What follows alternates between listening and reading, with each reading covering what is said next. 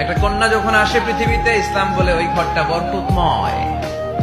এরপর যখন বড় হতে শুরু করে, ইসলাম বলে বাবা যদি এই মেয়েকে ভালো পাত্রের হাতে তুলে দেয়, বাবার জন্য জান্নাতের দরজাকে খুলে দেয় কে?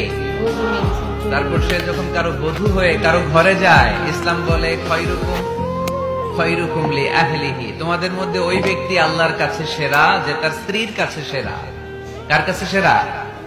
আপনি আল্লাহর কাছে পছন্দনীয় হতে হলে আগে আপনার স্ত্রীর কাছে পছন্দনীয় হতে হবে। আপনার স্ত্রী যদি আপনার A+ দেয়, আপনি আল্লাহর কাছেও, কথা বুঝে নাই বোধহয়।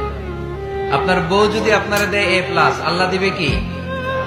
আপনার স্ত্রী যদি আপনারা দেয় A-, আল্লাহ দিবে কি? আপনার স্ত্রী যদি আপনারা F দেয়, F, ওই যে ফেল, তো আল্লাহ কি দিবে? আজকে যে ভাবিরে ধরবেন, কি দিবা? কও, কি দিবা? হ্যাঁ, ওই যে বিয়া করে নাই A+।